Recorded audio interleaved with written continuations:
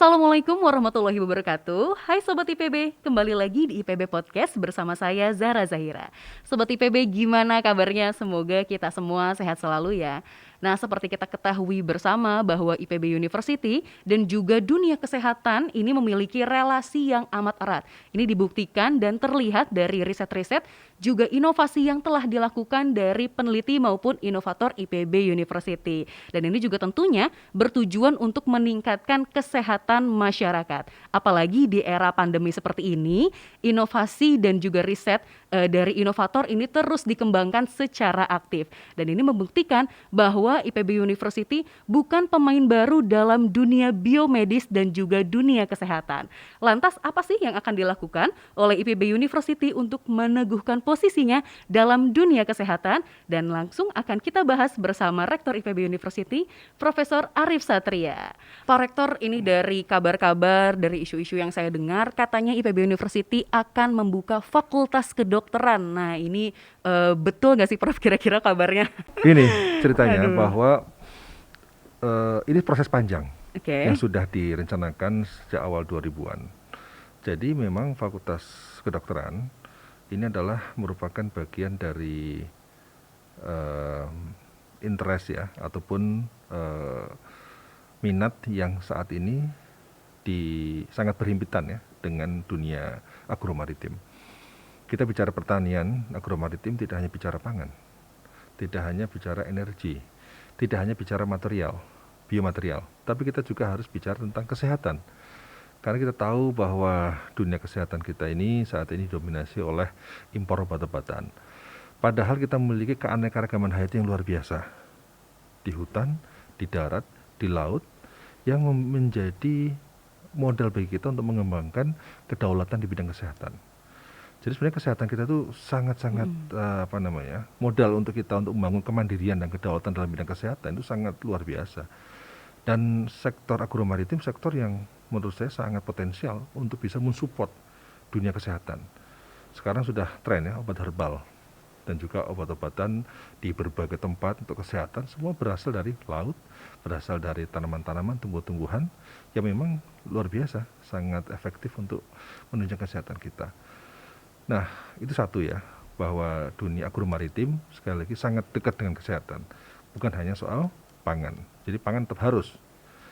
Nah, kemudian yang kedua yang harus kita pikirkan adalah bahwa di masa Covid sekarang ini, kita baru sadar betul betapa tenaga medis sangat-sangat diperlukan. Tenaga medis itu hari ini punya peran yang sangat penting untuk menjaga keselamatan bangsa ini. Ya. Dengan kita memiliki satu tadi bahwa pertanian itu menyangkut aspek kesehatan, kedua kebutuhan seperti sekarang itu, kebutuhan akibat Covid ya, kita merasakan betul. Dan kemudian yang ketiga, karena ada konsep One Health. Apa itu One Health? Bahwa kesehatan itu satu ke depan itu. Dan ini sudah merupakan konsep global. Konsep global yang mengatakan bahwa kesehatan manusia dan kesehatan hewan itu akan menjadi satu kesatuan. Orang ke depan akan bisa menyaksikan bahwa sumber penyakit itu adalah dari hewan. Penyakit manusia akan berasal dari hewan. Covid dari mana? Dari hewan. Ya. Dan ke depan itu seperti penyakit antraks. Banyak penyakit-penyakit yang bersumber dari zoonosis itu akan sangat populer. Dan ke depan itu dibutuhkan integrasi antara kesehatan hewan dan kesehatan manusia. Oleh karena itu dengan kita bertumpu pada pemikiran tentang pentingnya konsep One Health, IPB punya concern untuk mewujudkan itu. Karena di satu sisi kita sudah punya kompetensi di bidang kesehatan hewan. Kemudian kedua, kita sudah memiliki banyak program pendidikan maupun riset yang memang sangat dekat dengan dunia medis. Kita punya prodi gizi, punya prodi di kedokteran hewan sangat banyak sekali, biokimia, ya, ada lagi biologi, ya. Dan menurut saya itu sangat-sangat dekat dengan dunia medis. Kemudian ditambah lagi inovasi-inovasi kita sudah ada 114 dalam bidang biomedis. Baru kemarin kita mengeluarkan inovasi terbaru, inovasi tentang InventPro, ya. Itu adalah sebuah produk untuk PCR. Dan produk untuk PCR selama diimpor. Oh, menarik sekali. Sekarang kita sudah bisa menghasilkan produk untuk PCR yang bisa menekan harga dengan jauh lebih murah. Kita tuh 25% dari harga impor. Kemudian yang kedua, kita juga bisa sekarang menciptakan kit untuk tes antibodi. Jadi kalau Zahra habis setelah divaksin akan ngecek kan berapa antibodinya. Maka Zahra harus pergi ke Prodia, terus pergi ke lab ya. Sekarang IPB sudah bisa menghasilkan, sudah bisa mengukur. Luar biasa. Dan masih banyak lagi. Apalagi salah satu ahli bayi tabung manusia terbaik di Indonesia adalah dari IPB. Dari IPB. Prof. Arief Budiono. Artinya kita ini sudah banyak berkecimpung di dunia medis. Ditambah lagi kita tahu bahwa banyak dokter-dokter dari berbagai rumah sakit di Indonesia, dari berbagai fakultas kedokteran dari Indonesia ngambil S2, S3 di IPB ya, untuk mendalami di bidang medis itu. Artinya kalau kita lihat dari track record itu, ibarat main bola, kita itu bukan membawa bola dari gawang ke gawang. Kita ini sekarang posisinya bola itu sudah ada di titik penalti. Artinya kita itu sudah membawa bola sudah lama ini dari gawang sampai titik penalti.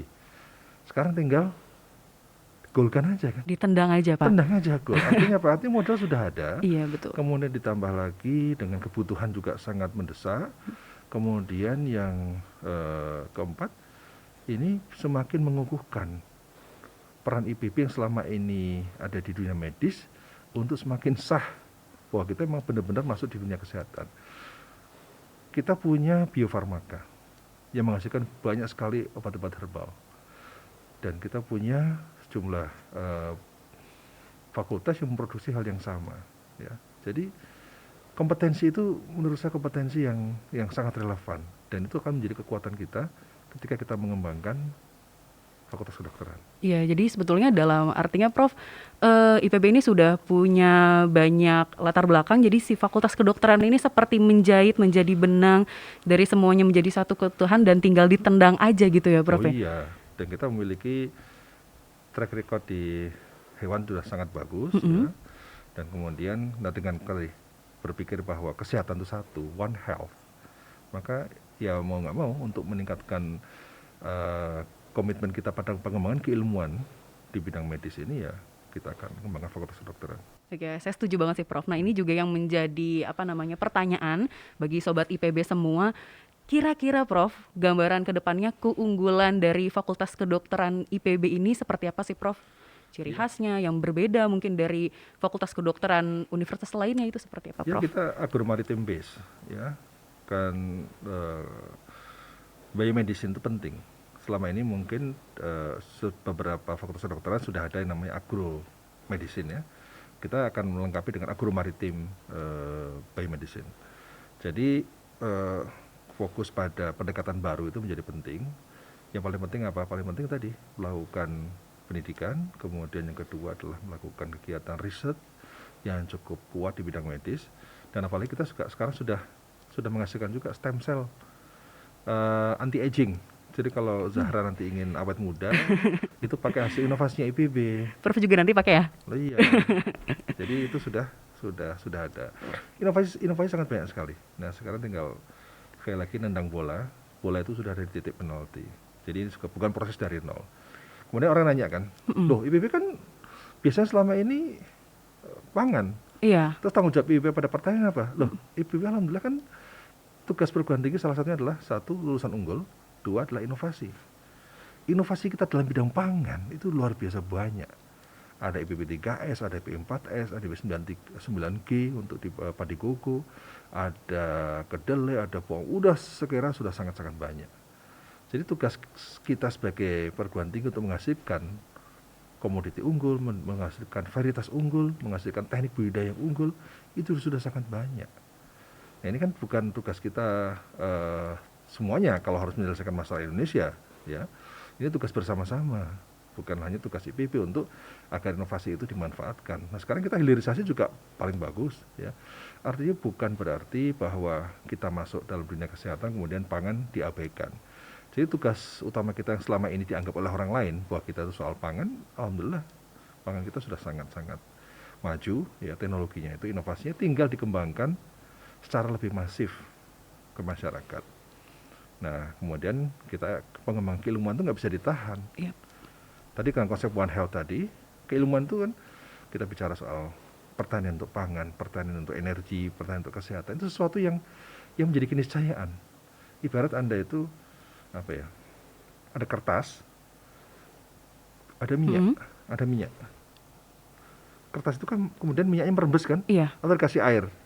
Airnya merembes kan? Merembes langsung. Bisa nggak ditahan? merata. Nggak bisa Susah. ditahan. Nggak Susah bisa. ditahan karena apa? Itulah pengembangan keilmuan. Mm. Dunia sudah berubah. Dan keilmuan semakin lama juga sudah semakin berkembang. Sehingga mau tidak mau, kita nggak bisa nahan air yang di kertas kemudian jangan basahin sini, jangan basahin sini, ditahan nggak bisa. Itu akan terus berkembang dan terus melebar. Dan itu kan ada kaitan satu sama lainnya. Jadi ini sekali lagi bukan hal yang baru. Ini hanya sekedar mengukuhkan bahwa agromaritim untuk kesehatan itu memang sesuatu yang nyata dan sangat diperlukan. Dan jangan lupa IPB kan punya Fakultas Kedokteran Hewan. Dan alhamdulillah FK kita juga sangat unggul, ya, mahasiswa asing juga sangat banyak. Dan kita juga tahu bahwa kan dokter hewan lebih sulit dari dokter manusia kan. Pasien hewan kan nggak bisa diajak bicara. Betul Pak. Kalau pasien manusia bisa diajak bicara, ya. Jadi kalau menangani hewan saja bisa, mestinya menangani manusia lebih bisa lagi. Lebih bisa lagi. Semoga. Tadi kan Prof juga sudah sampaikan sebetulnya IPB tuh sebetulnya sudah memiliki luar biasa inovasi, riset dan segala macam ya. Nah, tapi pastinya Prof dalam proses pembentukan sebuah fakultas baru ini sendiri tentunya ada tantangan. Mungkin dari proses pembangunan infrastruktur seperti apa, mungkin SDM seperti apa, ini kira-kira bagaimana sih Prof tantangan yang dihadapi oleh IPB sendiri dalam pembentukan fakultas kedokteran ini? Ya, sebelum saya menjawab pertanyaan itu, sekali lagi ya, saya menegaskan lagi bahwa dengan kita menyelenggarakan program studi kedokteran, artinya prodi-prodi dari riset-riset kita yang selama ini terkait dengan bidang medis semakin mendapatkan legitimasi, semakin kuat, semakin mengukuhkan. Jadi selama ini kita sebelum ada kedokteran, orang selalu mengatakan bahwa ya meskipun kita sudah banyak karya di bidang medis, orang belum terlalu banyak mengakui, ya. Sehingga ini sebenarnya sekali lagi ini adalah gong untuk menegaskan bahwa IPB sudah sejak lama memang punya kompetensi di bidang kesehatan. Di bidang kesehatan. Nah, memang tantangannya saya kira tidak kecil ya. Ada infrastruktur, memang persyaratan membangun kedokteran itu kan cukup banyak ya. Ada syarat laboratorium, kemudian syarat SDM. Nah, ini masalah teknis yang harus kita selesaikan. Mau tidak mau kan harus merekrut dosen baru dan dosen IPB yang berlatar belakang dokter juga sudah banyak ya. Ya, kita merekrut beberapa dokter dari luar, dosen ya, yang punya background biomedis S2-nya untuk bisa menjadi dosen di IPB. Di samping itu kita akan memanfaatkan gedung-gedung yang sudah ada. Gedung IPB kan banyak sekali. Nah, kita akan memanfaatkan gedung-gedung untuk bisa dikonversi sebagian untuk kedokteran. Ya. Atau kira-kira Prof ada nggak sih rencana kerjasama dengan salah satu RSUD di daerah Bogor? Iya, kita juga mendapatkan support yang luar biasa. Kepala RSUD Bogor itu datang ke saya, datang ke IPB. Meminta IPB agar membuka kedokteran. Itu permintaan dari RSUD. Jadi ini adalah harapan yang sangat besar dari publik di wilayah Bogor ini untuk bisa mendorong IPB agar IPB memiliki kedokteran. Ya. Jadi memang kerjasama menjadi keniscayaan. Kita juga kerjasama dengan perguruan tinggi lain untuk kedokteran sedang kita rintis, insyaallah. Ya, kita memiliki komitmen ya bersama Universitas Padjadjaran nanti untuk sama-sama Unpad akan membantu IPB dalam rangka untuk mengembangkan kedokteran dengan pendekatan agromaritim medicine ini. Menarik sekali Prof. Nah, ini kira-kira kalau sekarang nih Prof, ini langkahnya sudah di titik apa sih Prof? Ya, sekarang sudah disetujui oleh Senat. Alhamdulillah. Departemen Akademik sudah setuju karena seluruh prodi baru harus mendapat persetujuan Senat. Senat sudah setuju. Kemudian kita sudah minggu ini melakukan MOU dengan Universitas Padjadjaran karena Unpad kita minta sebagai pengampu ya yang akan membantu IPB mendirikan prodi atau fakultas kedokteran ini. Kemudian yang ketiga ya kita akan merekrut SDM ya sambil memproses izin ke kementerian. Karena memang mau tidak mau bahwa mendirikan prodi kedokteran tidak sama dengan mendirikan prodi-prodi yang lain. Mendirikan prodi kedokteran disyaratkan ya ada persetujuan dari konsel kesehatan, rekomendasi ya dan dari berbagai pihak, sehingga tidak serta-merta kita mau kemudian langsung disetujui. Ini betul-betul ada proses. Ya kita berharap kalau bisa tahun ini disetujui, mengapa tidak kan gitu. Kita akan berjuang untuk itu, sehingga saya mohon doa dan support dari semuanya ya agar semua ini berjalan dengan mulus, tidak lain. Agar kita menghasilkan lulusan-lulusan unggul di bidang kesehatan yang bisa membantu menyelesaikan masalah bangsa ini di bidang kesehatan. Kita berharap menghasilkan riset-riset lebih unggul yang diakui bahwa IPB juga punya kompetensi dalam bidang kesehatan, yang itu bisa menjadi solusi yang saat ini juga sebenarnya sudah sangat banyak. Dan yang ketiga, ya semoga kita sama-sama terus menebar manfaat untuk kemajuan bangsa ini. Kira-kira kapan Pak Rektor ready untuk dibuka, luncurkan goalnya itu? Kita berusaha, sedang berjuang agar tahun ini bisa dibuka, ya. Tapi kan semua tergantung dari Mas Menteri, karena izin ada di Kemendikbud. Ya mohon doanya saja, moga-moga izin bisa keluar dan kemudian kita bisa buka secepatnya. Oke, baik Pak Rektor, ini sebagai closing kita ngobrol-ngobrol, boleh dong Pak Rektor memberikan closing statement ini untuk calon mahasiswa IPB dan sobat IPB juga yang tertarik menjadi dokter. Silakan Prof. Ya, insya Allah mohon supportnya, mohon doanya IPB bisa membuka fakultas kedokteran yang menghasilkan dokter-dokter unggul, menghasilkan dokter-dokter yang memiliki standar kompetensi di bidang kedokteran, ditambah dengan karakter yang kuat, leadership yang kuat, entrepreneurship yang kuat, dan juga sebagai seorang inovator yang kuat. Karena bagaimana juga kultur inovasi yang ada di IPB adalah keunggulan yang bisa dimanfaatkan untuk menghasilkan inovasi-inovasi unggul dalam bidang kesehatan. Tapi lebih penting lagi tentu bahwa kita harus menjadi khairun nas, sebaik-baik manusia, yaitu terus memberi manfaat untuk orang lain. Iya baik, sekali lagi terima kasih banyak Pak Rektor, ini betul-betul menjadi kabar positif yang luar biasa sekali dan ini sudah dinantikan banget ini tentunya bagi calon mahasiswa IPB kayak gitu. Terima kasih banyak Pak Rektor sudah ngobrol-ngobrol bersama saya dalam tayangan ini, dan terima kasih banyak juga tentunya untuk sobat IPB yang telah menonton tayangan ini. Terima kasih banyak dan see you on the next video. Wassalamualaikum warahmatullahi wabarakatuh. Waalaikumsalam warahmatullahi wabarakatuh. Terima kasih Zahra. Terima kasih banyak Bapak.